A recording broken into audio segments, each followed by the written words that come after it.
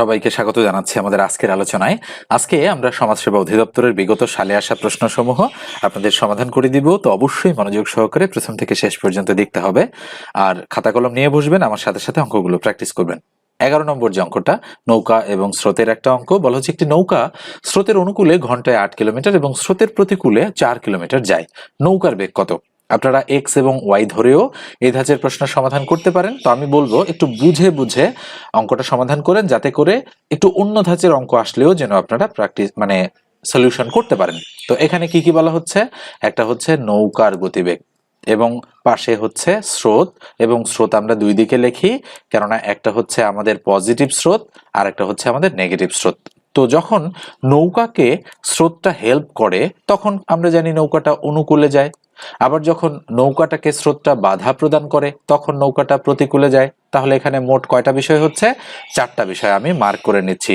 নৌকার বেগ, স্রোতের বেগ নেগেটিভ, প্রতিকূলে, অনুকূলে, মোট 5টা বিষয়। এই 5টা সম্পর্কে আপনাদের ক্লিয়ার একটা কনসেপ্ট থাকতে হবে। আমি একটু বক্স করে দিচ্ছি জিনিসটাকে, হ্যাঁ? তাহলে আপনারা হচ্ছে কি করবেন, নৌকার হচ্ছে কি বলেছে যে একটি নৌকা স্রোতের অনুকূলে ঘন্টায় 8 কিলোমিটার যায়। এগুলো কিন্তু প্রত্যেকটাই ঘন্টায় গতিবেগ। তাহলে যেহেতু 8 কিলোমিটার যাচ্ছে, তাহলে আমি লিখে দিচ্ছি 8 কিলোমিটার প্রতি ঘন্টা, মানে 8 কিলোমিটার পার আওয়ার, এভাবে আমরা লিখি। এবার বলা হচ্ছে স্রোতের প্রতিকূলে 4 কিলোমিটার যায় 1 ঘন্টায়। তাহলে প্রতিকূলে যাচ্ছে 4 কিলোমিটার প্রতি ঘন্টা, এই দুটো দেওয়া আছে। কি বের করতে বলেছে? নৌকার বেগ কত সেটা বের করতে বলেছে, অর্থাৎ এইটা আমরা বের করতে চাই। তো মনে রাখবেন যে এই অঙ্কগুলোতে অনুকূল এবং প্রতিকূল এই দুটো সংখ্যা যোগ করে 2 দ্বারা ভাগ করলে নৌকার বেগ পাওয়া যায়। তো 8 আর 4 12, 12কে 2 দ্বারা ভাগ করলে কত হবে? 6। তাহলে নৌকার বেগ হচ্ছে 6 কিলোমিটার প্রতি ঘন্টা। এটা হচ্ছে আমাদের সঠিক উত্তর। এই যে দেখেন ঘ নম্বরটা। এখন ধরেন এই অঙ্কটাতে স্রোতের বেগ জানতে চাইছে আমাদের, তো কি করব আমরা? যেহেতু এই দুটো যোগ করে 2 দ্বারা ভাগ করলে নৌকার বেগ পাওয়া যাবে, তো আমরা অনুকূলে যে গতিবেগ সেটা থেকে যদি 6 বাদ দেই তাহলে স্রোতের বেগ 2।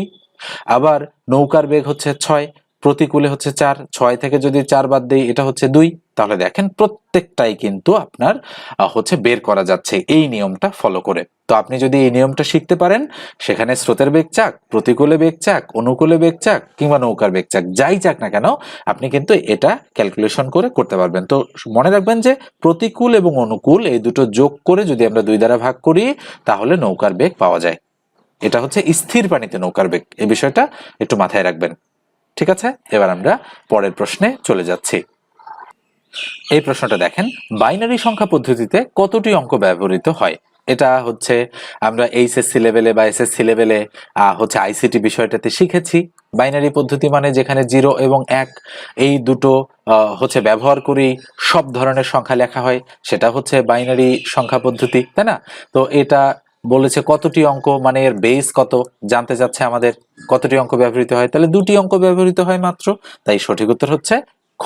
খুবই সহজ প্রশ্ন, কিন্তু বিগত সমাজসেবা অধিদপ্তরের হচ্ছে অধিদপ্তরের পরীক্ষা এটা এসেছিল।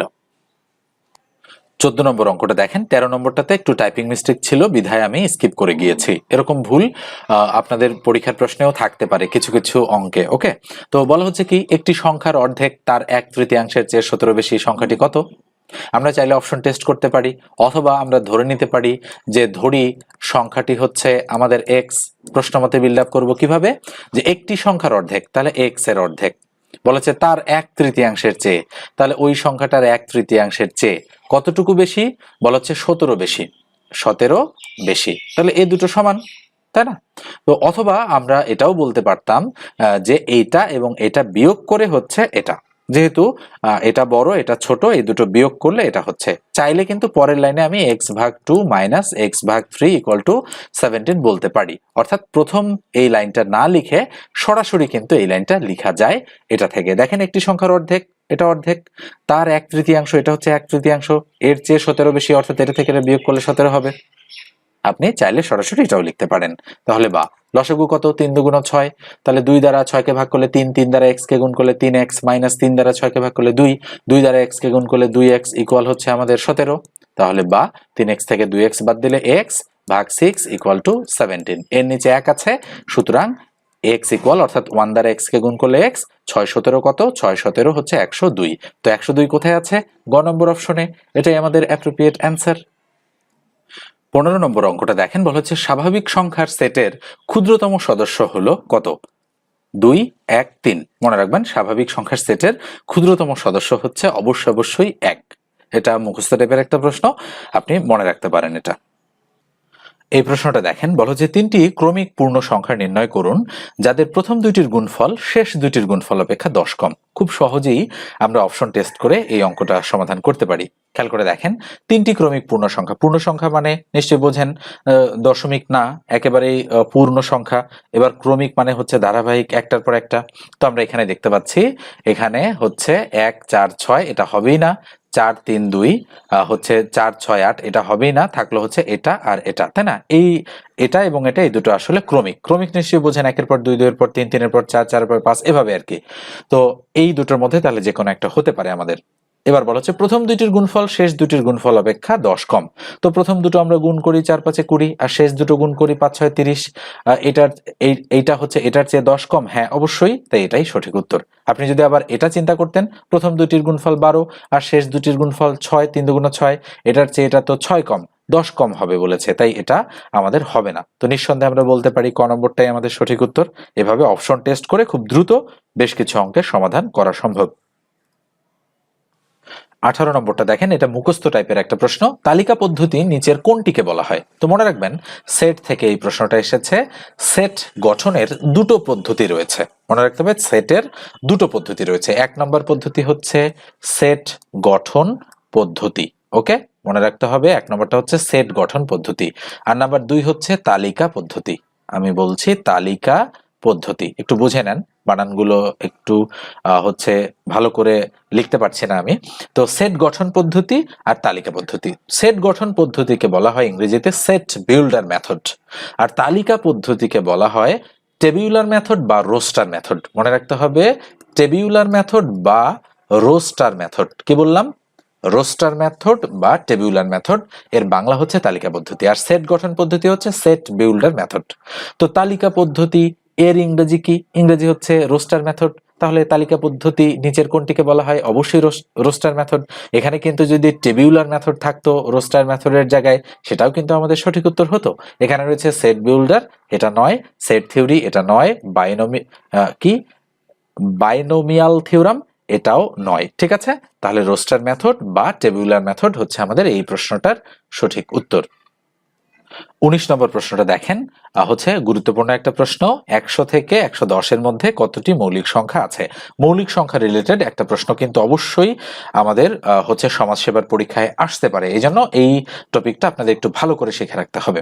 আমি বলবো 1 থেকে 200 পর্যন্ত যে 46টি মৌলিক সংখ্যা আছে, এই চার্টটা যদি আপনি মনে রাখতে পারেন তাহলে অনায়াসেই আপনি 1 নম্বর পেয়ে যাবেন। ঠিক আছে, তো 1 থেকে 100 থেকে 110 এর মধ্যে মৌলিক সংখ্যা আছে 4টা। কি কি?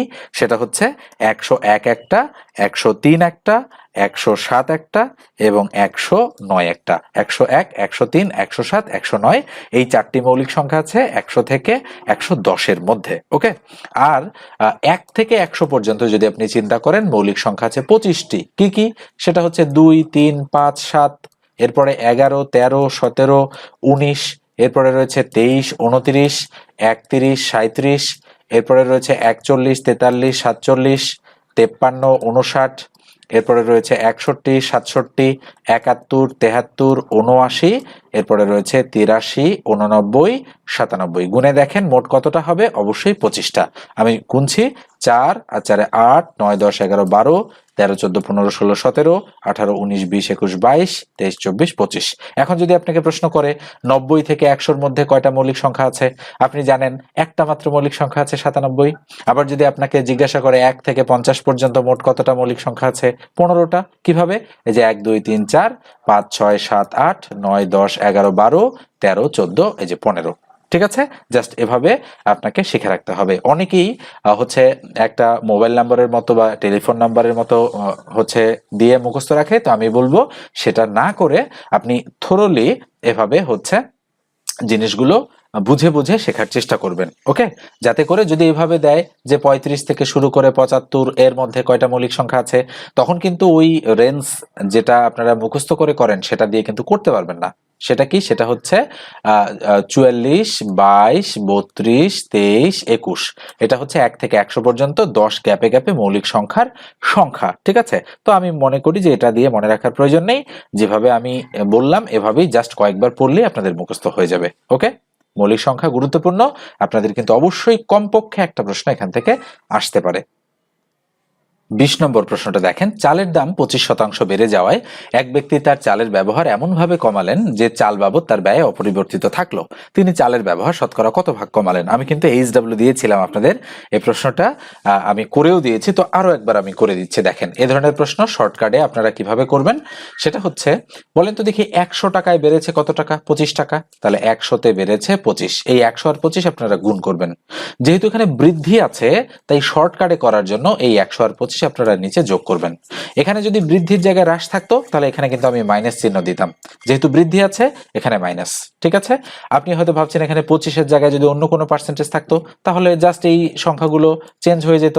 ঠিক আছে, শর্টকাট মেথডে আপনি খুব দ্রুত করতে পারবেন। তাহলে 100 গুণন 25 আর তার নিচে হচ্ছে 125, কাটাকাটি করি, 5-25-এ 125, 5 দ্বারা কাটলে 5-20-এ 100, তাহলে 20% হচ্ছে আমাদের সঠিক উত্তর, যেটা গ নম্বর অপশনে রয়েছে। এই প্রশ্নটা দেখেন, খুবই গুরুত্বপূর্ণ একটা প্রশ্ন। কি বলা হচ্ছে এখানে, একটি পিপায় দুটি নল সংযুক্ত আছে। প্রথম নলটি খুলে দিলে খালি পিপাটি 20 মিনিটে পূর্ণ হয়। দ্বিতীয় নলটি খুলে দিলে পরিপূর্ণ পিপাটি 30 মিনিটে খালি হয়। দুটি নলই একসাথে খুলে দিলে খালি পিপাটি কত সময়ে পূর্ণ হবে? ভেরি ভেরি ইম্পর্টেন্ট টাইপের প্রশ্ন এটা। সমাজসেবা সহ প্রাইমারি বলেন, নিবন্ধন বলেন, BCS বলেন, যে কোনো চাকরির পরীক্ষা বলেন, প্রচুর পরিমাণে আসে কিন্তু এগুলো। একটু ভালো করে শেখেন যাতে করে হচ্ছে মানে সংখ্যা চেঞ্জ করে দিলেও আপনারা করতে পারেন। তো মনে রাখবেন, এই ধরনের অঙ্কের ক্ষেত্রে আমরা করব কি, মানে শর্টকাট মেথডে ভগ্নাংশ আকারে প্রশ্নগুলো সমাধান করার চেষ্টা করব। প্রথম নলটা, প্রথম পিপাটি 20 মিনিটে পূর্ণ করে, এটা কিন্তু পূর্ণ করে, তাহলে 1 মিনিটে কতটুকু পূর্ণ করে? 1/20। পরেরটা 30 মিনিটে খালি করে, তো 1 মিনিটে কতটুকু খালি করে? 1/30। এটা দ্বারা পূর্ণ হয়, এটা দ্বারা খালি হয়। তো যেহেতু দুটি একসাথে খুলে দিলে বলা হচ্ছে পিপাটি কত সময়ে পূর্ণ হবে, যেহেতু এটা দ্বারা খালি হচ্ছে তাই আমরা মাঝখানে মাইনাস চিহ্ন দেব। যদি দুটো দ্বারাই পূর্ণ হতো তাহলে মাঝখানে প্লাস চিহ্ন হতো। তো যেহেতু আমি উল্টে দিয়েছি, ফাইনালি যে ভগ্নাংশটা আসবে সেটাকে আবার উল্টালেই আমাদের সঠিক উত্তর চলে আসবে। 20 আর 30-এর লসাগু হচ্ছে 60। 3-20-এ 60, 3-1-এ 3, মাইনাস 30-2 60, 2-1-এ 2, তাই না? তাহলে উপরে 1 তার নিচে 60। আমি কি বলেছি, এটাকে আবার উল্টাই দিব, 60 যাবে উপরে, 1 আসবে নিচে, যেহেতু আমরা শুরুতে উল্টিয়েছি দুটোকে, তাহলে 60 হচ্ছে আমাদের সঠিক উত্তর। দেখেন তো কোথায় আছে, এই যে 60 মিনিট আমাদের ঘ নম্বর অপশনে রয়েছে। আপনি খুব দ্রুত কয়েক সেকেন্ডের মধ্যেই কিন্তু এই প্রশ্ন সমাধান করে ফেলতে পারবেন যদি এই শর্টকাট মেথডটা আপনি জানেন। আর যেমনটা বলেছি যে যদি এখানে দুটো দ্বারাই পূর্ণ হতো তাহলে এই মাইনাস চিহ্নটা জাস্ট প্লাস হয়ে যেত, প্লাস হলে যেটা আসতো সেটাই হচ্ছে আমাদের সঠিক উত্তর হতো তখন। এবারে সর্বশেষ প্রশ্নটা দেখেন আজকের আলোচনার। তো এ পর্যায়ে আমি একটু বলি, যারা হচ্ছে সমাজসেবা অধিদপ্তরের জন্য হচ্ছে গণিত আমার কাছে শিখতে চান তারা অবশ্যই 01642702760 এই নম্বরে হোয়াটসঅ্যাপে টেক্সট দিয়ে যোগাযোগ করবেন। আমি সালের প্রশ্নগুলো সমাধান করে দেওয়ার পাশাপাশি 350টা হচ্ছে গণিত শর্টকাট মেথড প্লাস ডিটেলস মেথডে আপনাদেরকে শেখাবো, এবং পিডিএফ শিট অলরেডি রেডি হয়ে গিয়েছে 350টা গণিত সম্বলিত।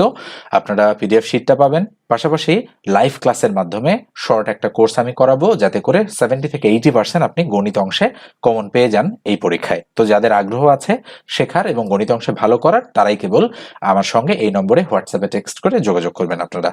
আর গণিতের পাশাপাশি আমি বাংলা, ইংরেজি, সাধারণ জ্ঞান, তথ্য প্রযুক্তি, সাধারণ বিজ্ঞান এগুলোরও সাজেশন আপনাদের প্রোভাইড করব, এবং এই সাজেশন থেকে পড়া দিয়ে দিয়ে আপনাদের কমপক্ষে 20টা মডেল টেস্ট নেওয়ার চেষ্টা করব, এবং সবগুলো অনলাইনেই স্বয়ংক্রিয়ভাবে নেওয়া হবে, এবং মানে রেজাল্টও আপনাদের অনলাইনেই হচ্ছে দিয়ে দেওয়া হবে। তো আপনারা জয়েন করলে আশা করছি ভালো কিছু পাবেন এবং ভালো সার্ভিস পাবেন। কোর্স ফি হচ্ছে মাত্র 510 টাকা। আপনি এই পিডিএফ শিট, মডেল টেস্ট, হচ্ছে গণিত শিখতে পারবেন, মানে সবকিছুই 510 টাকার মধ্যে পাবেন, এবং এটা প্যাকেজ আকারে। তো খুব দ্রুত যোগাযোগ করতে হবে আমার সাথে। আমি কিন্তু কোর্সটা শুরু করে দিব যে কোনো সময়, যেহেতু সময় কম রয়েছে। তো দেখেন আমরা হচ্ছে শুরু করে দিচ্ছি। অঙ্কটার সলিউশন, এখানে প্রথম পদ কত আছে আমাদের, প্রথম পদ আছে আমাদের a ইকুয়াল টু 1, সাধারণ অন্তর d ইকুয়াল টু কত আছে, 3 থেকে 1 বাদ দিলে 2, নিশ্চয়ই আপনারা জানেন। আর এখানে আমাদের শেষ পদটা কত আছে, আমরা বলতে পারি শেষ পদ আছে আমাদের এখানে 19 বা 19। তো যেহেতু এখানে সমষ্টি বের করতে বলেছে, সমষ্টির সূত্রটা কি, সমষ্টির সূত্র হচ্ছে Sn ইকুয়াল টু n ভাগ 2 into 2a plus n minus 1 into d।